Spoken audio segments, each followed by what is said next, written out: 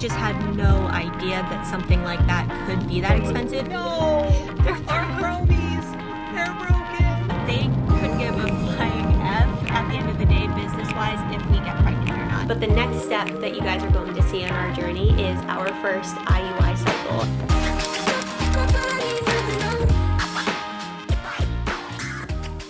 And hello everybody, it is Dingle here and welcome back to my channel. I hope you all are doing super duper well, and in today's video you guys are going to see the footage of our first ever follow-up appointment with our fertility clinic. This consultation takes place after we had gotten a bunch of blood work done, a bunch of hormone levels done, analysis, all of that stuff. So this is going to be the doctor walking us through our results, answering our questions, etc. Hi honey, hello. If you guys are new to the channel and you're just seeing my face now, hello, my name is Mac. My husband's name is Jack. Yes, Mac and Jack. We live in Portland, Maine with our 2 cats, and we have been struggling with fertility issues for going on 2 years now. If you all are looking for a supportive community or you just want to send good vibes our way on our journey to baby, you should hit the subscribe button because we would love to have you in our community. I'm gonna go ahead and run the clips from that day here, which is just so crazy again to look back on. It's just insane. And then I'll be back to fill in any gaps that I feel like I missed during those clips. We just moved parking spots so we could talk to you guys.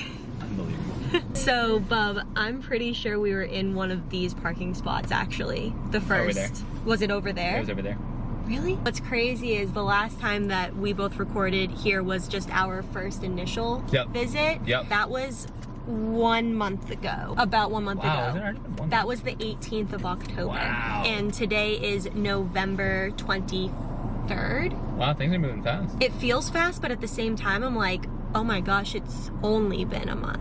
Like, I feel like a lot has happened in between as far as getting confirmation about like insurance and tests. Like, we've gotten so much blood work and so much analysis done and ultrasound and all of that stuff. So this basically is the second time ever that we're seeing our doctor. Yep. And he's gonna go over some test results. I had like a bunch of hormones measured and mine were slightly out of range, whether they're slightly lower, slightly higher, and then one of them was really high, so I want to ask him about that one. Like, I wasn't even looking for this, and I'm gonna just like mention it. I was not looking for this result. You know how it's like, oh crap, I googled it and now I'm dying, like that type of thing. I was just looking for the normal range for the hormone, because when they sent them back, they just told me where I sat, like my results, but they didn't give me a comparison. So I was looking across the board, and all of them, it was easy to find like comparisons and all that, but then this one that's much higher than normal than like any of the ranges, the only things that were coming back were about like a high level meat, like indicative of cancer. And I'm like, I wasn't looking for that, thank you, but I definitely want to ask about that. So that's one thing I want to ask about. The other thing is like other blood work and stuff, but the main thing was we opted for genetic testing. Yep.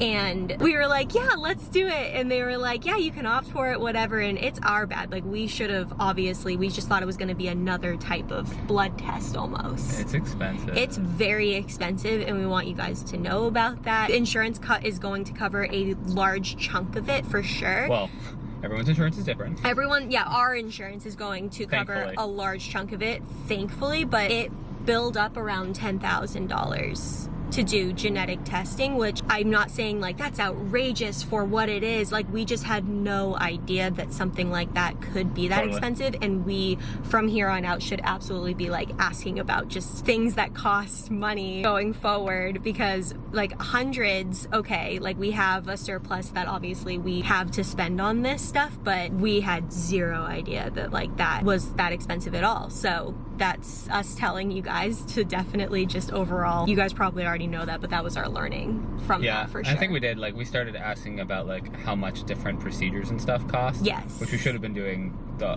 whole time. We were just excited at first. Yeah. And I think we kind of fell into it. And I forget if this is like nationwide or something, if this was an act or if it's like specific to some states, but medical places are actually obligated if you ask them to give you their prices. It's a whole transparency thing. Make sure you ask. And when we ask, they have exact prices for everything, which has been really great. We just didn't think to ask because we had no idea about genetic testing or what it entailed or anything like that. Right. We just knew, yeah, why not? If we have the opportunity to test, why not do it? That was a decision that we made. So we're gonna go over those. Mine came back, like I could log into the portal and see that there was just a big fat negative across the board on mine. You're not a carrier for anything? I'm not a carrier for anything that they tested for, which is great, but Jack couldn't access his, and it says schedule a consult? It says schedule a consult, so that's something that we're curious about for sure as well. Why can't he see them? Oh my chromies! Oh my chromies! No! They're our chromies! They're broken. It's like nerve-wracking to know that there could be something for sure. Whenever we saw that, I automatically wasn't worried because I distinctively remember the doctor saying that the only concern, like major concern, would be if we were both carriers for something. But since I came back all negative, and we're just gonna talk about what you came back with, then I wasn't actually worried. Which is a big deal because I'm usually worried about everything, but I wasn't worried about this. Yeah. But that's why we're here. Let's go see what our doctor says and if there's anything to note after this appointment. Let's do it. Okay. What'd you think, bub? Awesome. Yeah, that was pretty good. We're pregnant. He's so chill. He's such a great fit for us. Yeah. He has a great sense of humor. I think he would be also a great fit for anyone who's like a little even more anal than us too, to like calm them down. Yeah. But we also just like agree with a lot of this stuff. You know, like we asked him about diets, and because there's just so much information out there about it, and he was like, yeah, no. It's like, you know, it wouldn't necessarily advise, you know, upping your vices or anything like that, but you don't have to change anything drastically to up your chances of X, Y, or Z. Like, that's just one example, and he's really good at joking with us and stuff, and I just really appreciate that. I love it, like he's able to joke with you. You know, like we use this like term all the time at work, and like when you interview someone, like one of the key things is to check if they have a pulse. If they have a pulse. Yeah, like are they human? Can they laugh? Can they laugh?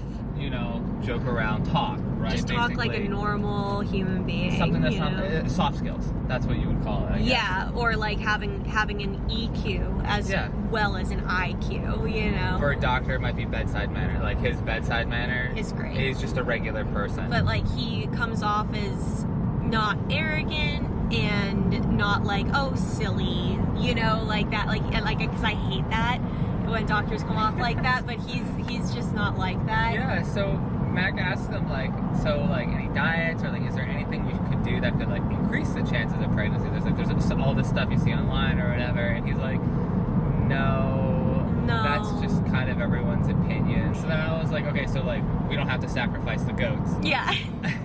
And he's like, no. No, you don't. But you know what? If it is a full moon and a virgin happens to stop by, definitely sacrifice her. The virgin. Maybe not, it wouldn't be everyone's cup of tea, but like definitely ours with our humor and like just bringing some light to just something that can get a little mentally draining. Yeah. But we got all our questions asked, and it turns out that I am, what did he call me? We got to our... June, you are an enlightened human. Guys, I am an enlightened human. I came back with 0 out of 502 genetic abnormalities, mutations that they test for. They used to test just for 208, but they recently upped it to 502. I came back negative for every single one. So he goes, June, you are an enlightened human. You have none of these. And I'm like, I what? am dog water. And so certified trash. But the thing online didn't even allow us to click on Jack's until we had a consultation. So we were like, oh my gosh, like he's dying. Like if we have a baby, like this is not going to be good. He was carrier for 2 things out of the 502. Yep. But again, like one of them he said was really common, and the other one is just not as common as that one. Regardless, for both of them. Yeah. Both of us would need to be carriers for those specific things for our child to even have a potential of getting them. Right. And they don't. So that's great. Is it worth $10,000? I'm not sure, but that is just something to personally keep in mind. That is a personal decision for everyone. And then I also do not have ovarian cancer.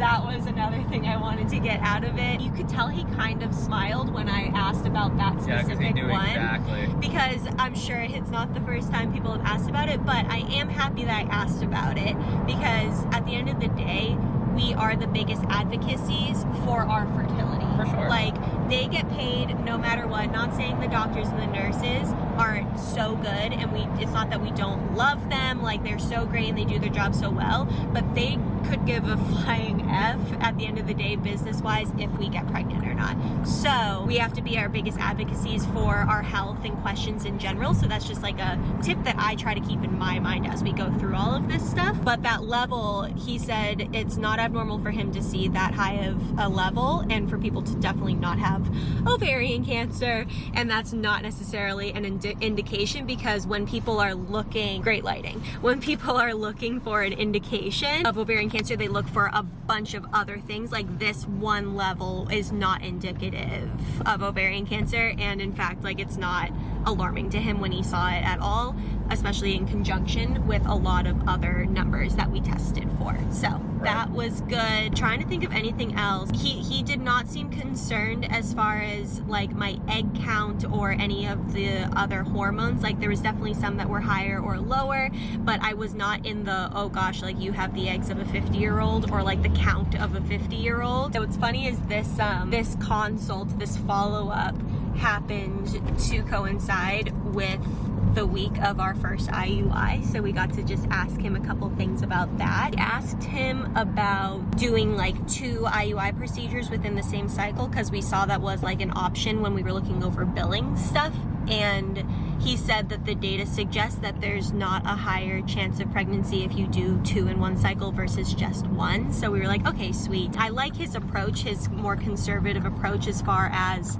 fertility goes. Like I like how he was just more so, if he doesn't have to tinker around in there or like feed us medicine that is unclear if it's gonna help or not when he doesn't have to yet, he's just not going to. Yeah, let the body do what he knows to do. Exactly. He definitely errs on like knowing that I am ovulating. There's not a need to just get in there and prescribe a bunch of medications and tinker around in there when the body is just doing what it's naturally doing right now, which I really appreciate. I really like his approach. It was good. It was good all around, but definitely some levels that might be an indication of why it's been a little more difficult for us to conceive versus already have conceived like naturally. Right. What's so annoying though, he made sure to express this at our very first consultation with him, is like there's not a sure way to tell you this is why you are not conceiving. Like there is not one hormone level or one test or one ultrasound that can say, that specifically is why you are not conceiving. So my brain that wants just answers hates that. There's not one thing that they can point to, and like he even iterated that like it's just a miracle in general that the body just figures it out and people get pregnant. Honestly, like even without some fertility questions, it's a miracle that babies happen. Yeah, there's like, here are some data points, and like we can look at these different things, and they kind of help us with regards to like when it comes time to different procedures, if we do them, dosage for hormones or different things like that. But other than that, you can't look at this and be like, this is why you're not pregnant. Even if like one thing came back, like even if one of my tubes had been blocked during my HSG, that might not even be indicative of why we can't. It might be indicative of why it's taking longer. Right. It could be another slew of different things in combination of that. So it's just, my brain wants an answer like, I want one fertility test and why I'm not, you know, but it's just a whole different slew of a bunch of things. So that's the only thing, but overall, good consultation, good first week as far as IUI goes. We love our doctor, and I'm always nervous going into them, and I always am not nervous when I come out. So he always makes us feel really good. So yeah, he's awesome. Yeah. He's a superstar. Superstar, and I am a what? What did he tell me? You are an enlightened I am an enlightened human, and I'm just gonna go along my day knowing that I am an enlightened human. You are an enlightened human. So, I love that for you. Thank you. You're not. You I'm literally dog water. Oh, hello, I'm back. I think there are a couple things I want to touch on that I don't think I was super clear about in those clips, or things that we've just learned since taking those clips that I want to include in this video. One is that we never touched on Jack's analysis results, and basically he's an enlightened human as far as his analysis goes. His numbers are perfect, literally from a scale of like 1 to 3 on the scale of like quality. His is the best one, so that's all good. We were really really happy to know that. So there's no problems with regards to that aspect of everything fertility. And then I did kind of touch on this in the video, but I do want to harp on the fact that all of my hormone levels, there were some that were slightly lower or some that were slightly higher, but there isn't anything that our doctor can point to for either of us that would indicate this is why things aren't happening. Like, there's no special hormone drugs that he has prescribed to us because our hormone levels are not completely out of range. The only medication that he has prescribed to us, I say us, but to me, is Clomid, but that's just because he likes to do that as part of an IUI cycle to raise the chances of an egg being released, or multiple in some cases. That's not because my hormone levels are drastically low and he wants to get those up. It's just to increase the chances if we are going to do a procedure like IUI. So really, in the end, if we want to classify it, we are dealing with unexplained fertility. The levels that are slightly out of range do not indicate why we have not been able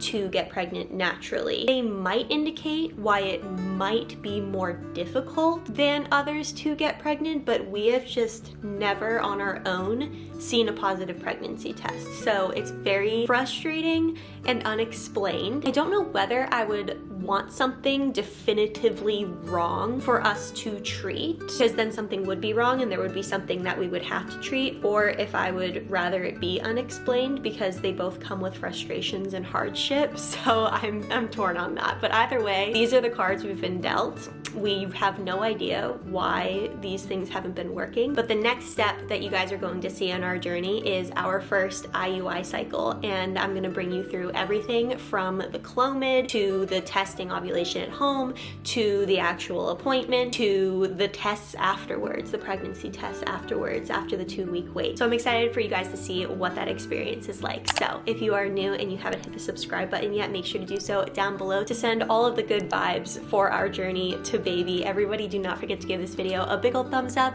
and I will catch you in the next one, my friends. I'll see you later. Bye.